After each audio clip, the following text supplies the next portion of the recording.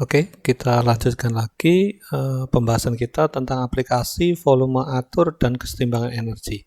Jadi kita sudah menemukan formula untuk menghitung kecepatan aliran.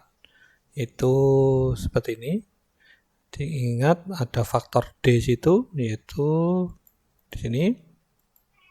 Jadi nilai D, ada faktor diameter di situ. Yang perlu diingat adalah teman-teman bahwa saluran open channel rata-rata berbentuk bukan bentuk lingkaran atau tidak memiliki diameter hidrolik, karena salurannya bisa saja berbentuk segi empat. Jadi bagaimana kalau salurannya tidak bentuk lingkaran, maka digunakanlah diameter hidrolik.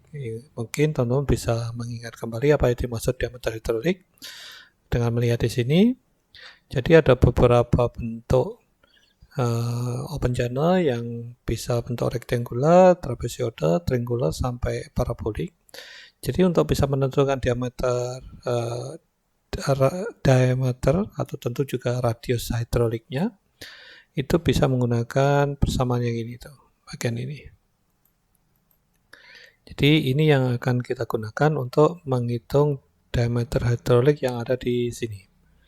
Nah, dari situ, jadi kuncinya adalah gini, diameter itu dapat ditentukan adalah pembagian dari luas penampangnya dibagi sama perimeter atau kelilingnya. Makanya radius hidrolik sama dengan 4A per P. Nah, rumusnya ini makanya didapatkan nilai U-nya adalah seperti ini nanti. Nah, untuk persamaan chassis ini, maka nilai F-nya itu adalah nilai Darcy friction faktornya. Oke. Nah, ada beberapa kesimpulan yang harus teman-teman perhatikan, yaitu pertama ini masalah analisisnya. Terus kedua ada beberapa hal ini sama halnya dengan aliran dalam pipa, friction factornya dapat ditentukan dengan menggunakan Moody diagram. Kita sudah menggunakan Moody diagram. Dan kedua juga bisa menggunakan persamaan Goldbrook, White, atau Hallen. Nah, ini poin yang keempat ini, penampangan saluran bukan lingkaran. Jadi Reynolds-nya harus tetap dihitung dengan menggunakan diameter hidroliknya.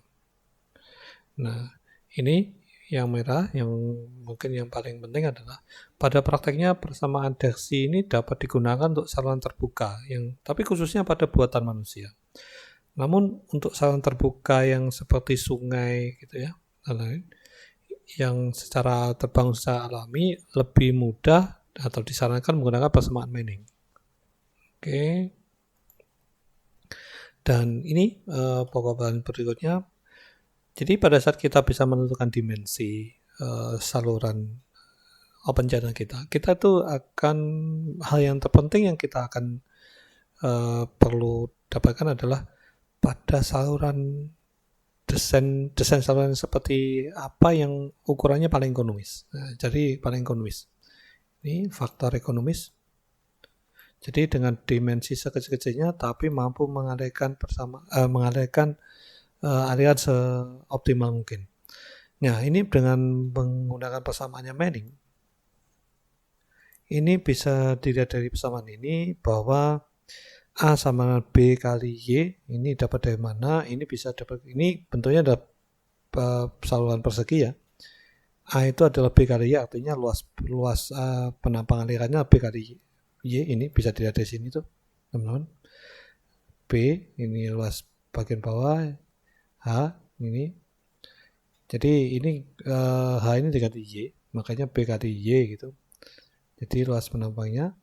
Terus berikutnya kelilingnya B plus 2Y, benar kan? Jadi kelilingnya adalah B, dikali Y-nya adalah 2, makanya kelilingnya adalah B. Kenapa di atas tidak ada B? Ya karena di atas salurnya terbuka. Jadi kelilingnya hanya ada 3 sisi. Itu yang perlu teman-teman ingat. Makanya keliling alirannya adalah hanya B plus 2Y. Nah, pada saat nilai A ini dimasukkan dalam persamaan keliling, maka didapatkan persamaan ini. Nah, ingat ini teman-teman mungkin sudah sangat familiar bagaimana mendapatkan nilai yang paling ekonomis, keliling yang paling ekonomis. Teman-teman sudah belajar di matematika, ya sudah diajarkan sama yang sangat ahli, yaitu Bu Binti, Bu Irma, Bu Endang ya. Jadi bahwa untuk mendapatkan nilai paling ekonomis dari sebuah persamaan itu pada saat di diferensialnya sama dengan 0. Makanya pada saat didiferensialkan ini, nah pada saat ini maka didapatkan bahwa nilai dari DP ini akan didapatkan nilai B-nya. Nah, ini operasi teman-teman pasti ingat di matematika bagaimana mendapatkan nilai persamaan dan kita mau mendapatkan nilai yang paling optimalnya, ekonomisnya. Ini dapatkan seperti ini. Makanya ukuran yang paling optimal adalah pada saat B sama dengan 2 kali dari Y. Ya, ini seperti ini. Oke, di mana YN itu, jadi dari persamaan B sama dengan 2 kali YN. YN itu adalah nomor depth, itu kedalaman normalnya dari aliran tersebut. Oke, setelah kita mendapatkan persamaan ini, persamaan paling ekonomis ini, bahwa B sama dengan 2 YN, ini bisa dimasukkan ke persamaan berikutnya, yaitu persamaan volume rate. Makanya dari persamaan Manning itu, volume rate-nya ini dimasukkan, di mana A tadi, A adalah berapa? Luas penampang dari aliran adalah lebar dari aliran dikalikan kedalaman normalnya, kan B kali YN itu, A sama dengan B kali YN. Maka dipersamakan, dimasukkan seperti ini, maka didapatkan nilai dari YN-nya.